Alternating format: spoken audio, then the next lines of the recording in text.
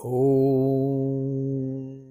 नमः प्रणवार्थाय शुद्धज्ञानैकमूर्तये निर्मलाय प्रशान्ताय दक्षिणामूर्तये नमः। चिद्घनाय महेशाय वटमूलनिवासिने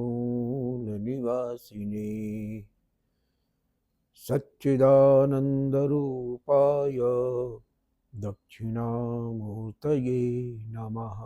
ईश्वरो गुरुरात्मेति मूर्तिभेदविभागिने व्योमवद्व्याप्तदेहाय दक्षिणामूर्तये नमः। ॐ नमः श्री गुरुवे शिवाय। ॐ नमः श्री परदेवताय। So friends, Vande Mataram. गीता जयंती के उपलक्ष्य में गीता जी पे जो चर्चा प्रारंभ की गई थी उसकी ये अगली कड़ी है। और पिछली चर्चा में हमने देखा कि 4 दोष, अभिनिवेश, राग द्वेष, अस्मिता और मोह, ये 4 दोष हैं और इन दोषों का परिमार्जन करना ही गीता जी का अभिप्रेत है। किस तरह से करती हैं इस पर भी थोड़ी हम लोगों ने चर्चा किया। अब इसी को, चूंकि ये पूरी की पूरी गीता युद्ध भूमि में खड़े अर्जुन के अंदर उत्पन्न मोह को दूर करने के आशय से कही गई है, गाई गई है भगवान श्री कृष्ण के द्वारा, तो इसी के अनेकानेक उपायों का अनुष्ठान उपदेश इस गीता में किया गया है, बताया गया है। और इसी हिसाब से इसकी पटकथा आगे बढ़ती है। चर्चा हो चुकी है कि किस तरह से अर्जुन जो है वो रणभूमि में उपस्थित होते हैं और किस प्रकार से जो है तथा श्वेतैर्हयैर्युक्ते महती स्यंदने स्थितौ। तो ये सब सारी चर्चा हम लोग कर चुके हैं। और उसके बाद फिर पहले अर्जुन को बड़ा जो है वो रहता है कि अपने ऊपर अभिमान रहता है कि हम बहुत बड़े धनुर्धर हैं और बहुत बड़े महारथी हैं और हम तो आराम से युद्ध जीत ही लेंगे, इसमें क्या प्रॉब्लम है, चाहे कोई भी सामने आए। लेकिन जब वो कहते हैं कि सेनयोरुभयोर मध्ये रथ स्थापय में च्युत, हे अच्युत आप मेरा रथ जो है वो ले चल के दोनों सेनाओं के ठीक मध्य में खड़ा कर दीजिए ताकि मैं जरा देख लूं कि कैर्मया सह योद्धव्य, कौन कौन से लोग हैं जो कि मेरे साथ युद्ध करने के लिए इस रणभूमि में समुपस्थित हैं। देखते हैं मामा, मातुल, आचार्य, स्वजन, ससुर, श्याला संबंधी, तो उनको मोह पैदा हो जाता है। और इसी मोह को दूर करने के लिए, अब देखिए ये मोह पैदा हो जाना बड़ी जटिल बात है। गीता में बहुत सारी सी चीजें संकेतों के रूप में बताई गई हैं और उनका महत्व अत्यंत ही अधिक है। तो इन गीता के मर्म स्थलों को, सूक्ष्म स्थलों को समझना बहुत आवश्यक है कि युद्ध भूमि में, अच्छा ऐसा भी नहीं कि पहले दिन का युद्ध है, 10 दिन युद्ध हो भी चुका है और इस बीच में जो है अर्जुन को क्या होता है कि नहीं नहीं हम युद्ध नहीं करेंगे, इनको हम मारे ओरेंगे नहीं, ये तो बड़ा अनर्थ हो जाएगा, बड़ी दिक्कत हो जाएगी। और उनको तमाम दोष उसमें दिखाई देने लगता है युद्ध में कि स्वजनों को मार करके अगर हम इस सारे पृथ्वी का राज्य पा ही लेंगे तो उससे क्या हो जाएगा, जब हमारे स्वजन ही नहीं रहेंगे तो इस पृथ्वी के राज्य का, भोग का, ऐश्वर्य का क्या करना, किसके लिए जीना। दूसरी चीज कि स्वजनों की हत्या का पाप लगेगा। जब सारे लोग मार दिए जाएंगे तो सिर्फ परिवार में स्त्रियां बचेंगी, फिर स्त्रियां जो है वो दूषित हो जाएंगी। स्त्री से दुष्टा सुकौन्तेय जायते वर्ण संकर है, तो वर्ण संकर की उत्पत्ति होगी। वर्ण संकर अगर अपने पितरों का पिंडोदक क्रिया करते हैं तो उन तक पिंड और उदक पहुंचेगा नहीं, जल पहुंचेगा नहीं, तो वो अतृप्त होके जो है पितृलोक में घूमेंगे, प्रेत योनि में आ जाएंगे। तो पितरों का असम्मान होगा, असत्कार होगा, असंस्कार होगा। तो इससे बहुत समाज में अव्यवस्था, अनाचार, व्यभिचार उत्पन्न होगा, दुर्भिक्ष उत्पन्न होगा, तमाम तरह की विसंगतियां उत्पन्न होंगी। तो युद्ध में वो इतना सारा दोष गिना जाते हैं और गिना के संतुष्ट हो जाते हैं कि हम बहुत ज्ञानी हैं और कृष्ण भगवान को तो मालूम होगा नहीं, हम सब इनको जब ज्ञान करा देंगे, इतना सब बोध करा देंगे, तो भगवान कृष्ण को भी समझ में आ जाएगा, कहेंगे हाँ भाई अर्जुन तुम ठीक कह रहे हो, चलो वापस लौट चलते हैं। तो अपना सब कुछ ज्ञान जितना था बघार गए। भगवान श्री कृष्ण ने भी शांति पूर्वक सुना। वो तो योगेश्वर कृष्ण है, महायोगेश्वर है। तो उन्होंने जो है सब शांति पूर्वक सुना और उनको एक बात समझ में आ गई कि ये तो अपने आप को बहुत ज्ञानी, बहुत पंडित समझ रहा है और इसका इलाज थोड़ा ठीक से करना पड़ेगा, ऐसे ये मानेगा नहीं।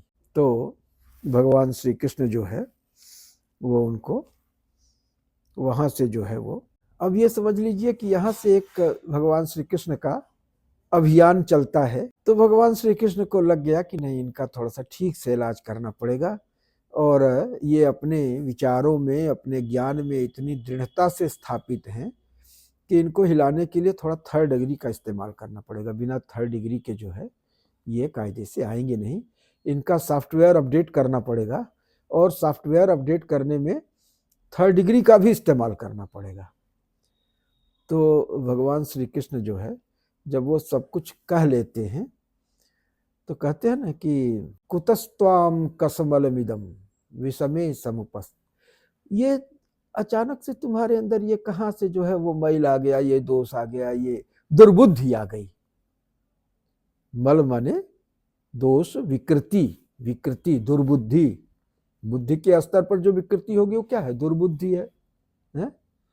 तो उधर दुर्योधन हो गए, इधर दुर्बुद्धि हो गए। तो कहते कि कतस्त्वाम कसमलमिदम विषमे समुपस्थिति, किस तरह की बात कर रहे हो ये युद्ध के बीच में, है? अनार्य जुष्टम, ये शोभा नहीं देता, ये आर्योचित व्यवहार नहीं, माने तुम अनार्य की कैटेगरी में, म्लेच्छ की कैटेगरी में आ गए, तो उनको म्लेच्छ कहते हैं, भयंकर गाली देते हैं। अनार्य जुष्टम अस्वर्गम अकीर्तिकर, इससे स्वर्ग की भी, अपवर्ग की भी प्राप्ति नहीं होगी, नरक में ले जाएगा ये विचार तुमको। अस्वर्गम अकीर्तिकर, और लोक में माने परलोक में तो ये हो गया कि तुमको जो है स्वर्ग की प्राप्ति न होके निम्नतर लोकों की प्राप्ति होगी, नरक की प्राप्ति होगी। और लोक में क्या होगा कि अकीर्तिकर होगी, और अकीर्ति जो है मरणात अतिरिच्यते, मरण से भी ज्यादा दुख देती है, क्योंकि मरण तो once in a lifetime होता है ना, और ये अकीर्ति जो है समाज में रोज रोज इसकी मार झेलनी पड़ती है। जिधर जाओगे उधर लोग उंगली उठाएंगे कि अरे देखो वो जा रहा है। तो अनार्य जुष्टम अस्वर्गम अकीर्तिकर अर्जुन है।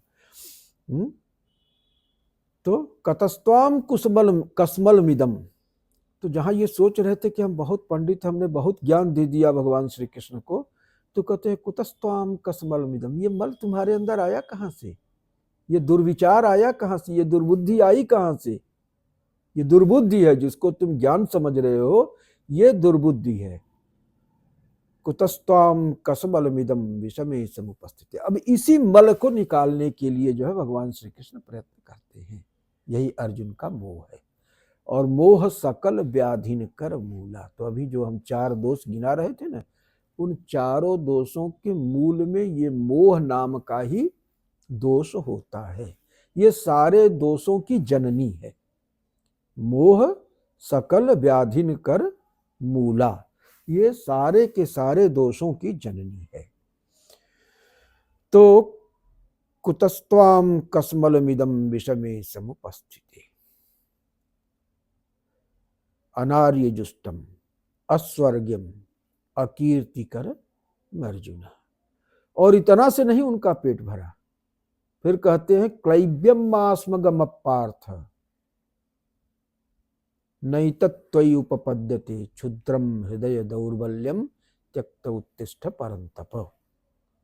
को याद दिलाते हैं कि तुम परंतप हो यार, ये कैसी छोटी मोटी मतलब कमजोरी वाली बात कर रहे हो, हैं? क्लैब्यम मास्मगम पार्थ, मतलब उन्होंने कहा तुम नपुंसक हो गए हो, ये नपुंसक को मत प्राप्त हो, नपुंसक होना अच्छी बात नहीं है, तुम परंतप हो। अपने स्वरूप का बोध ठीक ठीक से जो है उसका स्मरण करो कि तुम्हारा स्वरूप क्या है, तुम परंतप हो। और ये दुर्बलता तुम्हारे अंदर आ गई, ये तो अच्छी बात, ये तो नपुंसक हो गया तू, चल हट, किनारे हट। ये 3rd डिग्री है भगवान श्री कृष्ण की। अच्छा, इतना पर भी नहीं रुकते हैं, आगे क्या कहते हैं? अशोच्यान अन्न शोचस्तम प्रज्ञावादांश्च भाससे गतासून अगतासूंश्च नानुशोचन्ति पंडिता। जिसके बारे में कोई विचार की आवश्यकता नहीं है, उसके बारे में तुम इतना सीरियसली विचार कर रहे हैं? और ऐसे बेमतलब की बात को कह के तुम समझ रहे हो कि तुम बड़े भारी बुद्धिमान हो गए हो। प्रज्ञावादांश भाष्य, बड़े बड़े बड़े पंडित की तरह से बिहेव कर रहे हो, एक्ट कर रहे हो कि जैसे तुम बहुत प्रज्ञावादी हो, बहुत बड़े विद्वान हो, बहुत बड़े पंडित हो, तत्वदर्शी तत्ववेत्ता हो। तो जबकि है क्या, हकीकत यह है कि जो सोचनीय नहीं है उसी पे तुम्हारा चिंतन केंद्रित हो गया है। प्रज्ञावादांश्च भाससे गतासून अगतासूंश्च, तो गत और अनागत के बारे में पंडित लोग नहीं विचार करते हैं, ये तुम समझ लो। जो अनागत है, जो गत है, तो उसके बारे में विचार करने से क्या फायदा है? जो गत है वो गत है, और जो अनागत है वो अनागत है। जो वर्तमान है उसमें जियो, वर्तमान में जियो, प्रेजेंट मोमेंट में जियो, क्योंकि प्रेजेंट ही जो है वो अगले क्षण में भूत बन जाएगा, और जो अगले क्षण का भविष्य है वही एक क्षण बाद वर्तमान बन जाएगा। और कर्म करने का जो भी अधिकार तुमको प्राप्त है, कर्मण्येवाधिकारस्ते, वो न तो भूतकाल में है और न तो भविष्य काल में है। कर्म का क्षण तो वर्तमान का क्षण है। जब वो वर्तमान के रूप में तुम्हारे सामने उपस्थित होगा तो उसी समय तुमको अधिकार मिलेगा कि तुम इसमें कुछ कर्म कर सको। तो अभी वर्तमान में युद्ध भूमि में, रणभूमि में तुम सेनाओं के आमने सामने खड़े हो, तो वहां पे तुम्हारा कर्तव्य है युद्ध करना। तुम क्षत्रिय हो, धर्म युद्ध तुम्हारा जो है वो प्राकृत धर्म है, तुम उसको करो। तो कतस्त्वाम कस्मलमिदम, इसमें सबसे गौर की बात क्या है? कुतस्त्वाम कस्मलमिदम, कहां से ये मैल आया? तो अब भगवान श्री कृष्ण ने जो है जब ये 3rd डिग्री लगाया तब अर्जुन का दिमाग ठिकाने हुआ। जो अपने आप को बहुत ज्ञानी की तरह से बिहेव कर रहे थे, तो उनको समझ में आ गया कि नहीं नहीं, औकात में आने की जरूरत है। तब वो औकात में आके आगे कहते हैं कि क्या कहते हैं? साधिमाम त्वाम प्रपन्नम शिष्यस्तेहम साधिमाम त्वाम प्रपन्नम कार्पण्य दोषोपहत स्वभाव। कार्पण्य दोष से हमारा स्वभाव जो है वो नष्ट हो गया है। पृच्छामि त्वाम धर्म समूढ़ चेता, ऐसा धर्म के बारे में जिसकी मति में भ्रम उत्पन्न हो गया है, मूढ़ता उत्पन्न हो गई, ऐसा मैं यानी अर्जुन तुम्हारे शरणागत हूं, मैं तुम्हारा शिष्य हूं। और साधिमाम, मुझे शिक्षा दो, मुझे ज्ञान दो, मेरा अनुशासन करो। तो ये है कि जीव जो है ना, उसके अंदर जीवाभिमान इतना प्रचंड होता है कि उसके जीवत्व को हटाने के लिए अगर कोई आता है तो वो अपने जीवत्व को डिफेंड करने के लिए तमाम तर्क वितर्क करता है, बहुत सारा प्रयत्न करता है जितना उसके पुरुषार्थ की सीमा में आ सके। वो सारा पुरुषत्व अपने जीवत्व को डिफेंड करने में लगा देता है। यही मोह है। और इस जीव के इस स्वाभाविक प्रयत्न को शांत करने के लिए जो योग्य गुरु है, योग्य उपदेष्टा है, अगर आवश्यकता पड़ती है तो वो 3rd डिग्री का भी इस्तेमाल करता है, क्योंकि उसका अल्टीमेट जो गोल है वो है शिष्य के सॉफ्टवेयर को अपडेट करना। हम लोग तो पुराने लोग हैं ना, तो हम लोगों की शिक्षा प्रणाली में गुरु जी जो है सॉफ्टवेयर अपडेट करने के पहले कभी कभी हार्डवेयर भी अपडेट कर देते थे।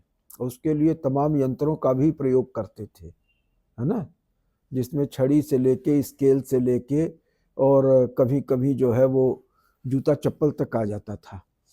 तो इससे वो हार्डवेयर को अपडेट करते थे और उसके बाद फिर सॉफ्टवेयर को अपडेट करते थे। तो भगवान श्री कृष्ण ने भी थोड़ा 3rd डिग्री लगाया इनका सॉफ्टवेयर अपडेट करने के लिए, और ये औकात में आ गए, कहे नहीं नहीं हम आपके शरणागत हैं, हम आपके शिष्य हैं, अब आप ही हमको ज्ञान दीजिए। अब हम ये समझ गए कि नहीं, कार्पण्य दोष से हमें अपने स्वरूप के बारे में ठीक ठीक से भान नहीं हो रहा है। कार्पण्य दोषोपहत स्वभाव पृच्छामि त्वाम धर्म समूढ़ चेता यच्छ्रेयस्यान्निश्चितं ब्रूहि तन्मे शिष्यस्तेहं साधिमाम त्वाम प्रपन्नम। आपके शरणागत हूँ, आपका शिष्य हूँ और आपसे अनुरोध करता हूँ कि आप हमको ज्ञान दीजिए। देखिए 2 बातें हो गई। एक तो योग्य गुरु आवश्यकता पड़ने पर शिष्य के सॉफ्टवेयर हार्डवेयर को अपडेट करने के लिए 3rd डिग्री का भी प्रयोग कर सकता है, करता है, और उसका प्रभाव भी पड़ता है शिष्य के ऊपर। अंत में वो औकात में आ जाता है, शरणागत हो जाता है और फिर स्वयं अनुरोध करता है कि नहीं नहीं आप हमको ज्ञान दीजिए।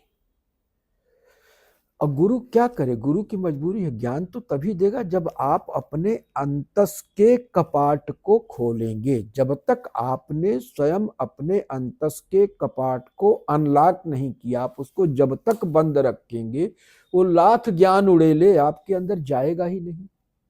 तो गुरु की भी मजबूरी है। इसीलिए हमारे यहाँ जो है शास्त्रों में कहा कि तम विद्धि प्रणिपातेन परिप्रश्नेन सेवया।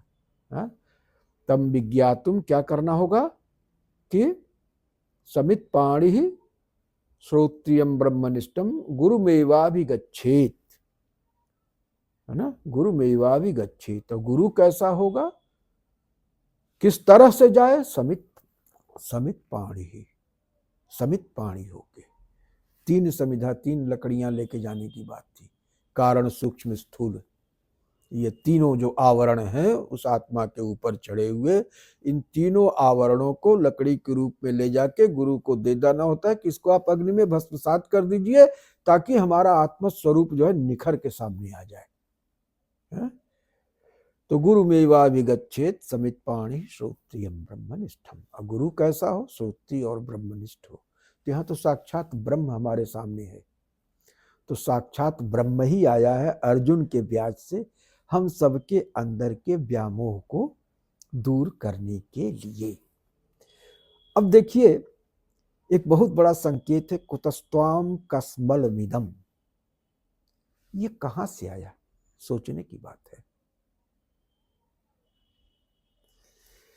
ये वृत्ति संस्कार चक्र, योग दर्शन में चित्त की व्याख्या करते हुए कहा गया कि from some unknown deep recess of the mind some bubble comes up, we don't know from where it is coming up, लेकिन जब वो डीप रेसेस से चलता है, बॉटम से चलता है, चेतना के अज्ञात स्तरों से चलता है, तो उस समय हम उसको समझ नहीं पाते कि ये कहाँ से आ रहा है।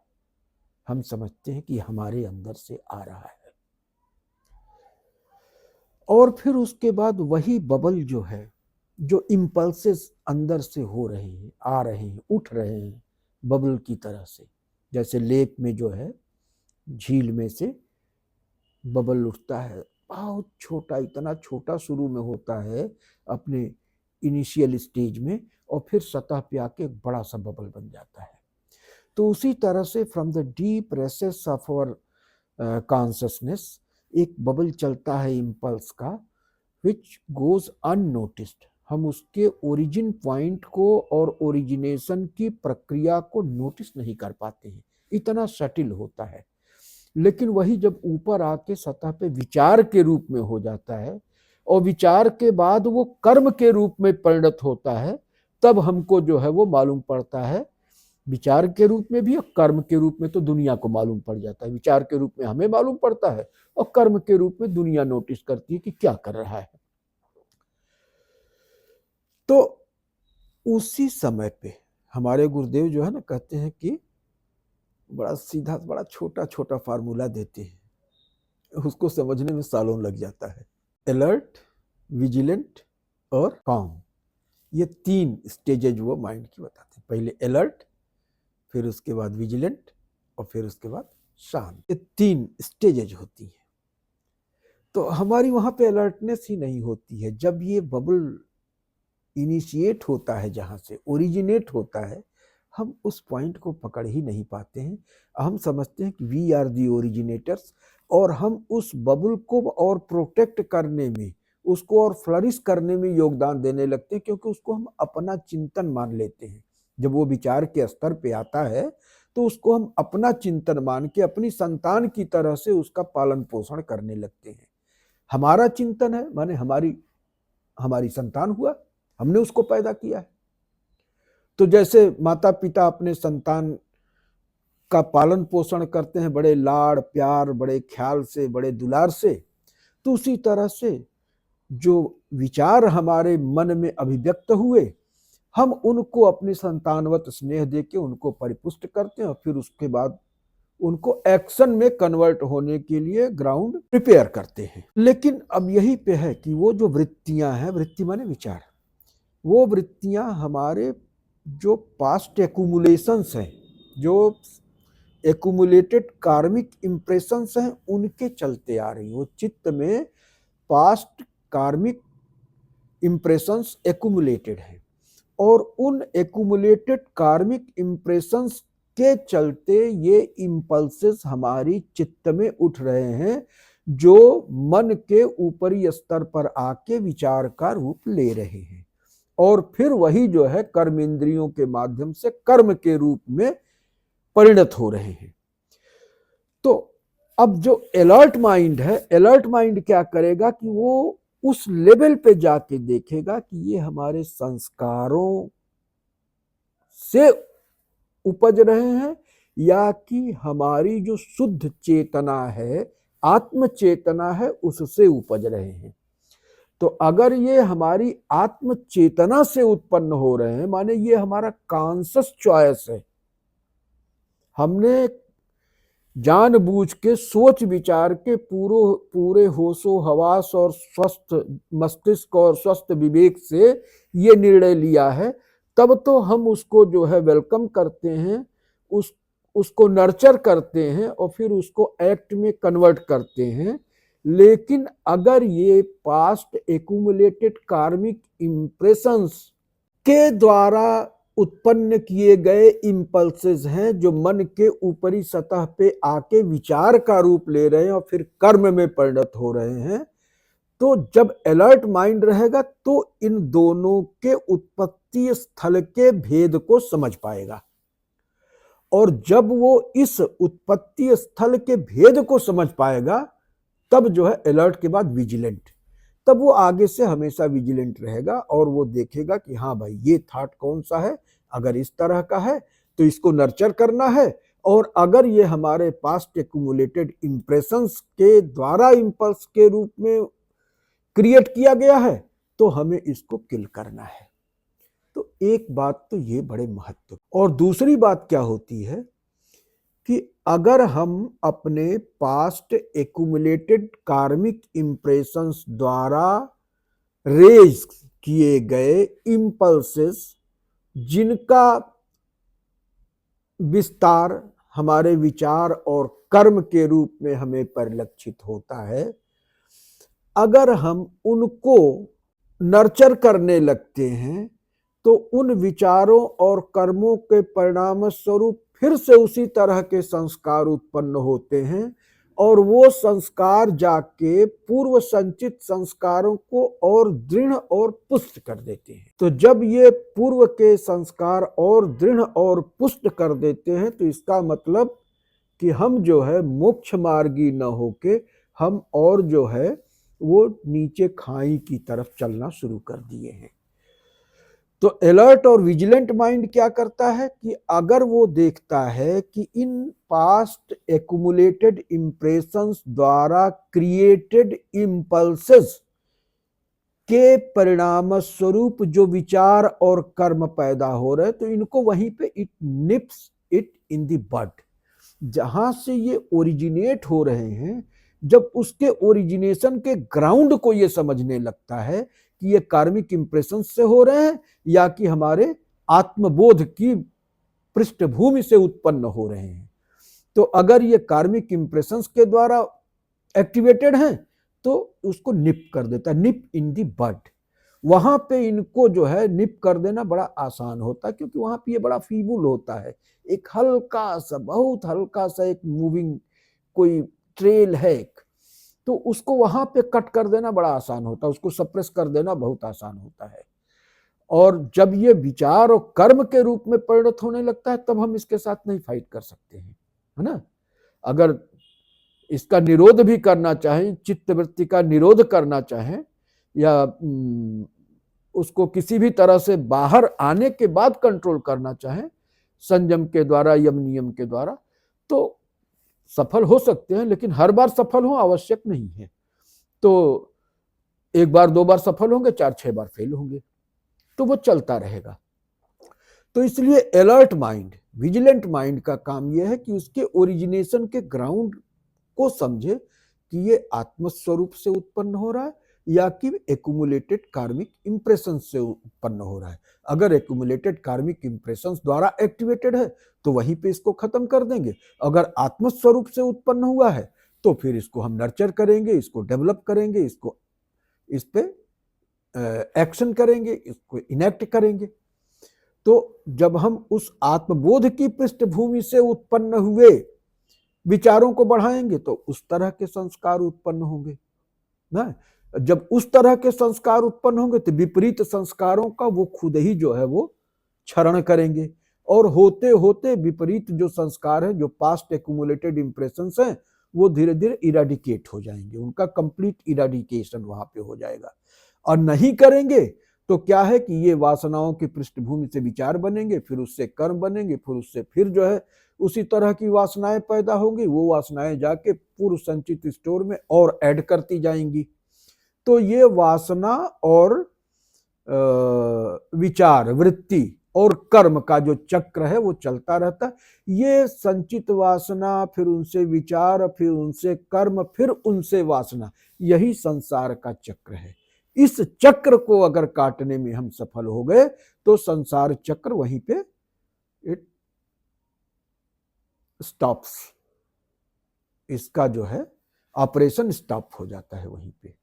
तो ये जो है गीता जी बड़े सटिल तरीके से आगे के चरणों में अर्जुन को समझाती हैं कि इसी जो पास्ट एक्यूमुलेटेड इंप्रेशंस है, जिनको मोह कहा जाता है, जो अज्ञान कहा जाता है, जो ज्ञान को आवृत्त करके बैठा हुआ, ज्ञानम आवृत्त देहिनः, है ना। यथोल्बे नावृतो गर्भस्ततस्तेनेदमावृतम धूमेनाव्रियते वह्निर्यथादर्शो मलेन च यथोल्बे नावृतो गर्भस्ततस्तेनेदमावृतम आवृतम ज्ञानमेतेन ज्ञानिनो नित्यवैरिणा कामरूपेण कौन्तेय दुष्पूरेणानलेन च।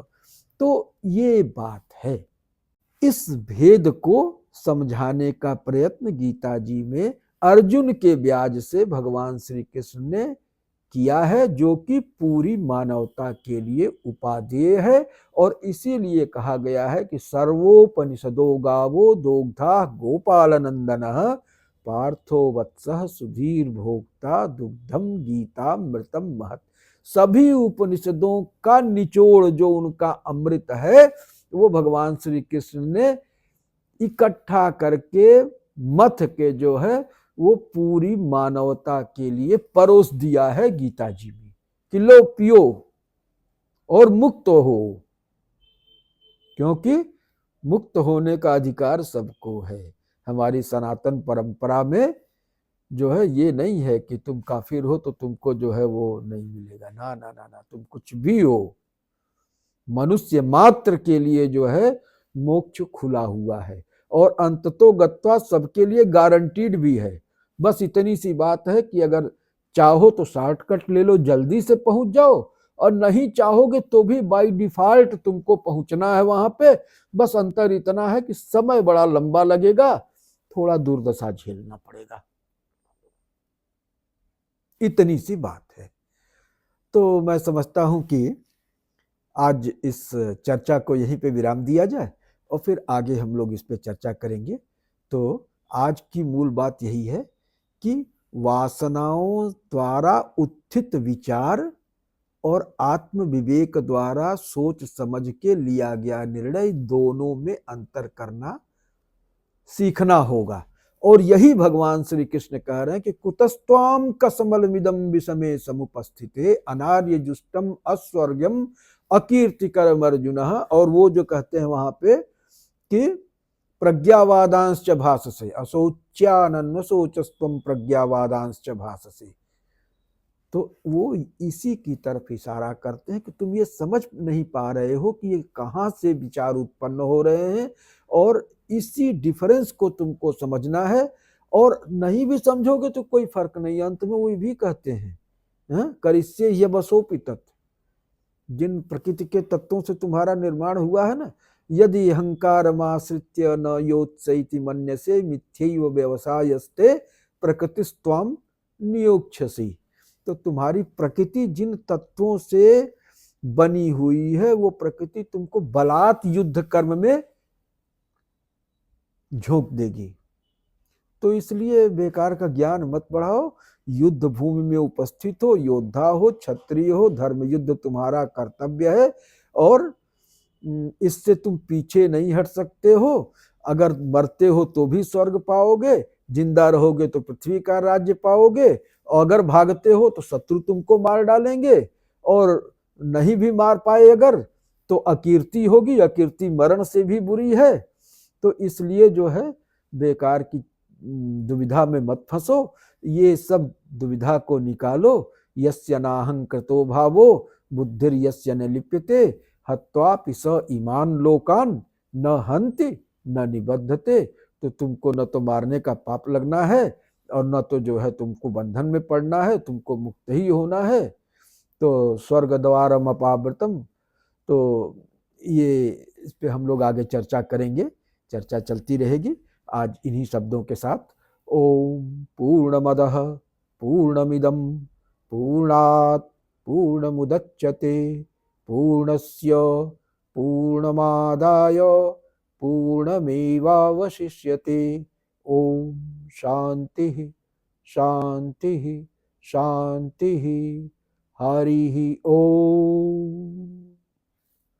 ओम नमः श्री गुरवे शिवाय।